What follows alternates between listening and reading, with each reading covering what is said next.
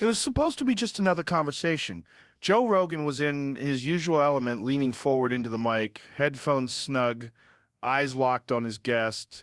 They'd been talking about life, meaning, and the strange ways humans search for purpose. Then, almost casually, his guest mentioned a verse from the Quran. Joe blinked. The Quran, he repeated, as if tasting the word for the first time. There was no dramatic build-up, no warning. The guest simply recited it, a handful of words translated into English, spoken slowly. The studio suddenly felt quieter. Even the faint hum of the equipment seemed to fade. Joe didn't interrupt. He didn't laugh. He didn't shift in his chair. For a man who could easily pivot a conversation into MMA, hunting, or comedy, this time he just listened. His eyebrows lowered slightly, not in skepticism but in thought. Something about the way the words landed seemed to catch him off guard. The verse spoke of something universal, something ancient, yet piercingly relevant. It wasn't political, it wasn't cultural, it was human. For a brief moment, the Joe Rogan experience didn't feel like a podcast. It felt like a confessional. Joe tilted his head, as though replaying the words in his mind. His guest didn't push or preach. They just let the silence breathe. And in that silence you could see it, that flicker in Joe's eyes, the subtle sign of a man recognizing that he'd just been handed an idea too big to ignore. When Joe finally spoke, his voice was slower, softer. Man, that's powerful. He didn't say much more, at least not right away, but that's the thing. When Joe Rogan pauses, it's not emptiness, it's space. Space for the thought to sink in. Space for the audience to feel it too. If you've ever watched Joe in deep conversation, you know the look, chin slightly down, eyes fixed on nothing in particular, his mind scanning the weight of the words he's just heard. This wasn't just curiosity, it was reflection. The cameras kept rolling, but for the millions who'd eventually watch the clip, it was that pause that stayed with them. That unplanned, unscripted moment where a man who's heard thousands of stories, countless philosophies, and every kind of wild theory was stopped in his tracks by a verse from a book written over. And here's the thing, Joe Rogan has built a career on asking the questions most people are too afraid to ask. He's invited astronauts, monks, scientists, fighters, and comedians to sit across from him. He's talked about death, psychedelics, the vastness of the universe, and the mysteries of the mind. But in this moment, none of that mattered. This wasn't about theories. It wasn't about debates. It was about truth. The verse didn't try to prove itself. It didn't demand belief. It simply stated something and let the listener decide what to do with it. And for Joe Rogan, a man who thrives on open dialogue, that was enough to make him lean in. You could almost see the mental gears turning. What did these words mean, really? Why did they feel so certain? How could something so old still speak directly into the heart of modern life? Joe's reaction wasn't loud, but it was telling. For someone who's spent years navigating conversations that zigzag between the absurd and the profound, his stillness was more powerful than any outburst. In that studio, under the dim lighting, surrounded by microphones and cables, Joe Rogan, the voice that millions tune in to hear, was just another human being confronted by something bigger than himself. His guests, sensing the moment, didn't rush. They didn't explain the verse yet. Instead, they let the weight of the words linger. Like a stone dropped into deep water, the ripples were still forming. And for viewers, this was the hook. Because if Joe Rogan, the man who's heard it all, could be visibly moved by a single verse from the Quran, then surely there was something in it worth hearing. The internet, of course, lit up when the clip started circulating. People debated what verse it was. Some claimed to know. Others argued about interpretations. But what couldn't be argued was the authenticity of Joe's reaction. It wasn't staged. It wasn't performative. It was real. And that's why it mattered. Because in that unscripted exchange, Joe Rogan became the stand-in for millions of people who'd never read the Quran, never thought about Islam beyond the headlines, and never expected to feel anything from a religious text. But here he was, a man who thrives on questioning everything, finding himself stopped by the simplicity and clarity of a message from over a millennium ago. And maybe that's the beauty of moments like these. They remind us that truth, when spoken plainly, doesn't need a stage, a sermon, or a sales pitch. It just needs an open ear. For Joe Rogan, this was the start of a conversation that would go far deeper than he anticipated. And for his audience, it was an invitation, not to agree, not to convert, but to listen. Because sometimes the most surprising reactions aren't the loudest ones. They're the quiet ones, the ones that make you wonder, what if these words are speaking to me too? And for Joe, whether he realized it in that exact moment or not, that verse had already planted itself in the back of his mind, waiting for the next time he'd be ready to think about it again. Joe Rogan leaned back in his chair, still holding on to that verse in his mind. "Can you say it again?" he asked. His guest nodded, and this time, they slowed down even more. The words were first recited in Arabic, a flowing, rhythmic sound that didn't quite resemble anything Joe had heard before. It wasn't just reading, it wasn't just speaking, it was something else, something deliberate, almost melodic. Joe's head tilted slightly as if trying to catch every note. The cadence was strange, unfamiliar, yet oddly calming. Even though he couldn't understand the language, he felt the weight of the sound. Then came the translation. It was simple, direct, and startling in its clarity. It spoke of life and death, of the one who gives life, and the one to whom all will return. It wasn't abstract poetry. It was truth delivered like a clear glass of water placed on the table in front of you. No decoration, no exaggeration. Joe's eyebrows went up. Man, that's intense," he murmured, as if to himself. The guest explained that this verse wasn't a metaphor buried in complex symbolism. It was a direct reminder. A reminder that life is not random, that our time here is finite, and that every soul will meet its creator. And Joe, who sat across from astronauts talking about the endless void of space, and scientists explaining how consciousness works, just stared into the table for a moment. Because whether you believe it or not, whether you follow a religion or not, those words force you to think. The guest went on. These are not just ancient lines from a book. Muslims believe these are the literal words of God, not a prophet's opinion, not a philosopher's theory, but revelation, preserved exactly as it was first heard over 1400 years ago. Joe's eyes narrowed, not in doubt, but in the way he does when he's pulling something apart in his mind. He was processing it, testing it against everything he's heard before. And for a man who has questioned every institution, every story, every claim, this verse was different. It didn't try to convince through argument. It simply declared. There was no sales pitch, no plea for belief, just a statement about reality, spoken with the kind of certainty that either repels you or pulls you in. And judging by Joe's silence, it was pulling him in. The camera caught his fingers tapping lightly on the desk, not impatiently, but thoughtfully, the way someone might tap when a song lyric sticks in their head, looping over and over. The guest explained how, for Muslims, verses like this are not only reminders of life's temporary nature, but also an anchor in times of chaos. In a world full of noise, distraction, and constant change, this message doesn't change. And that's when Joe said something that made the clip go viral. I've read a lot of quotes, man, from ancient texts, philosophers, you name it. But there's something different about it's, I don't know, unshakable. The guest smiled. That's the nature of revelation, they said. When truth comes from the one who created you, it carries a weight that human words can't replicate. You could feel the air in the studio shift. This wasn't a debate. This wasn't an argument. This was two people sitting across from each other, recognizing that some words don't just enter your ears, they lodge themselves deeper. For the audience, many of whom had never opened the Quran, this was the first time they'd heard a verse, presented without political baggage, without a lecture, just as it was meant to be heard, clear, direct, and alive. And for Joe Rogan, this was the moment the conversation crossed from interesting to unforgettable. Because whether you believe in God or not, when you hear something that sounds like it's speaking directly to your existence, you can't help but feel. He leaned in again, almost whispering, "Man, I need to hear more of this." Joe Rogan has a way of leaning into a conversation when he's genuinely curious. It's not forced, it's not for show. It's the same look you see when he's talking to a scientist about black holes, or a fighter about a brutal training camp. His whole body shifts forward, eyes locked in, waiting for the next detail.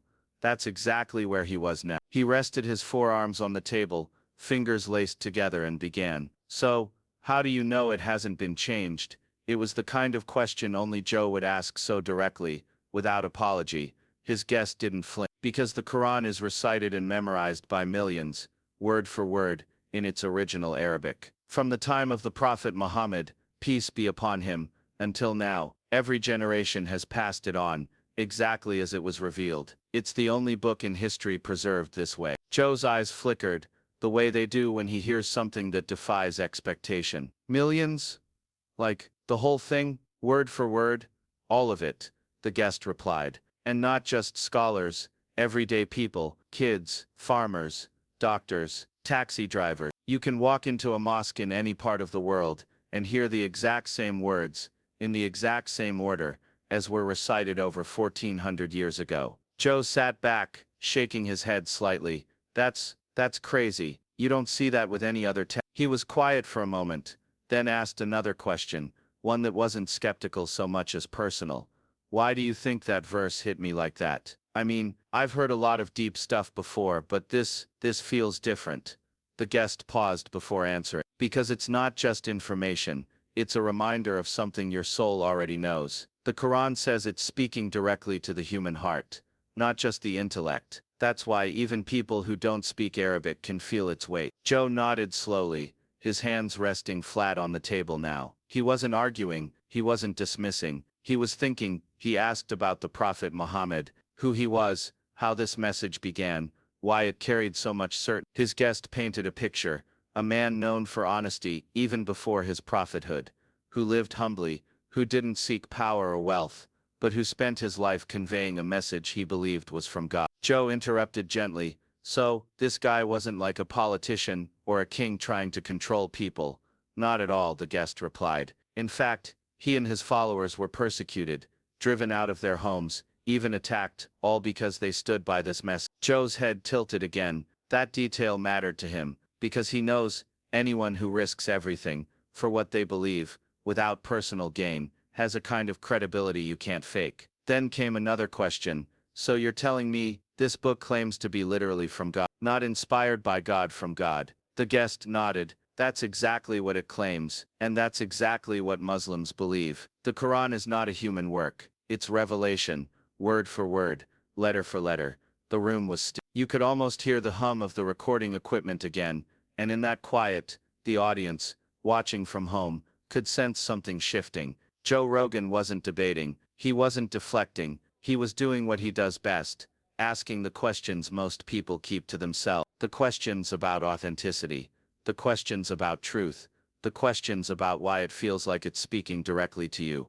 For the millions who would later see this clip, Joe became their voice in that moment. The curious outsider, stripped of preconceptions, just trying to understand what makes this book so certain, and why a single verse had the power to stop him in his tracks. The conversation wasn't over, not even close. In fact, the deeper meaning of that verse, the real reason it shook Joe Rogan, was still to come.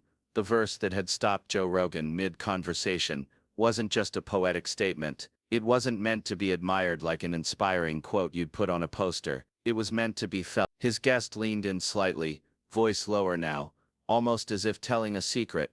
This verse, they said, was revealed over 1400 years ago, to a man who could neither read nor write, a man living in the deserts of Arabia, far from the great libraries of the world, far from the philosophers of Greece or Rome, and yet, the words carry a depth and certainty that still reach into our lives today. Joe listened carefully, his hands resting still on the table. The guest continued, it says that every soul will taste death, and then return to the one who created it. There was no attempt to soften the reality. It didn't matter if you were a king or a beggar, a scientist or a comedian, every single person will face the same truth. No exception. Delay. Joe leaned back slightly, eyes narrowing in thought. So it's basically saying, we're not in control of the end. The guest nodded. Exactly, and more than that, it's saying the end is not really the end. It's a return. The one who gave you life will call you back. And you'll answer. The air in the studio seemed heavier now, not tense but meaningful. This was not a discussion about abstract philosophy. This was a confrontation with reality.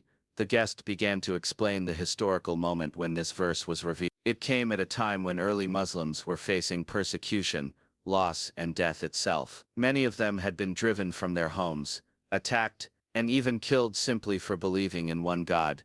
This verse, the guest said, wasn't meant to terrify believers. It was meant to give them courage, to remind them that no matter what they lost in this life, nothing was truly lost. because they were going back to the one who never forgets them. Joe shifted in his seat, letting the words sink in. He's had countless conversations about mortality on his show, from fighters facing career-ending injuries, to scientists studying the biology of aging. But this wasn't just about death, it was about purpose. Because if life isn't random, if every breath is part of a design, then death isn't an accident either. It's an appointment, and appointments can be prepared for.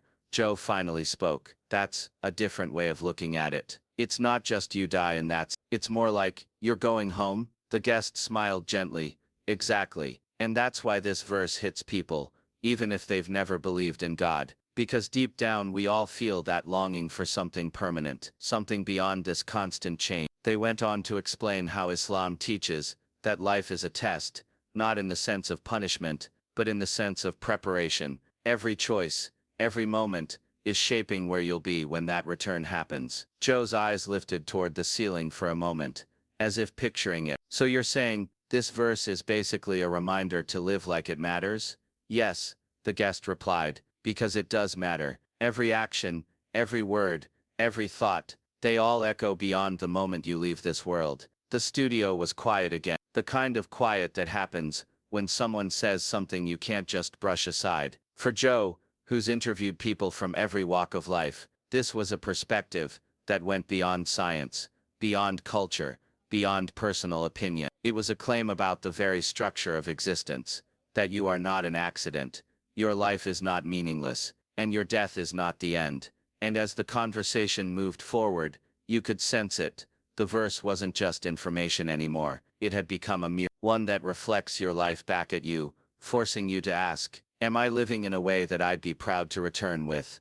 Joe didn't answer that question out loud, but the look on his face said enough. As the conversation wound down, Joe Rogan sat quietly for a moment longer than usual. Not because the microphone was still on, but because the verse, the message, was still echoing inside him. He rubbed his chin thoughtfully, eyes distant. This one's gonna stick with me, he finally said, almost to himself, and that simple statement reveals something profound. Because Joe Rogan, more than anyone, has heard ideas, beliefs, and philosophies from all corners of the world. He's witnessed raw human emotion, pain and joy. He's questioned skeptics and believers alike. Yet here he was, a man known for his open-mindedness, but also for his skepticism, admitting that this Quranic verse had unsettled him in a way few things ever have, not with fear but with awe, not with confusion, but with curiosity, not with dismissal, but with respect. It stayed with him because it offered a different lens, a perspective on life and death that is at once humbling and empowering. Joe reflected on the idea that life isn't just a random sequence of moments, but a precious journey with a purpose greater than what we can fully grasp. That death isn't a full stop, but a transition back to the one who gave us life. He wondered aloud how this kind of certainty might change how people live their lives. If more of us really believed there was an ultimate return, would we live differently? Would we be kinder, more patient, more mindful of what truly matters? And that's the beauty of this verse. It's not just words written centuries ago, it's a call to awaken, to see life through a new spiritual lens, to remember that our time here is limited and sacred. For Joe Rogan, hearing this verse was a moment of spiritual awakening, a reminder that there is mystery beyond the material world he often explores. It's a reminder that sometimes, the most ancient words can shake the modern mind. And for all of us watching, it's an invitation to pause, to reflect, and maybe, just maybe, to open our hearts to a truth that has touched millions across centuries. Because in that quiet studio, under the soft glow of the recording lights, Joe Rogan experienced something rare, not just a verse from the Quran, but a verse that spoke directly to his soul. And if it can do that for him, who knows what it might do for you? So take a moment, think about those words, and ask yourself, what would it mean if your life and your death were part of something far greater? The answer might surprise you.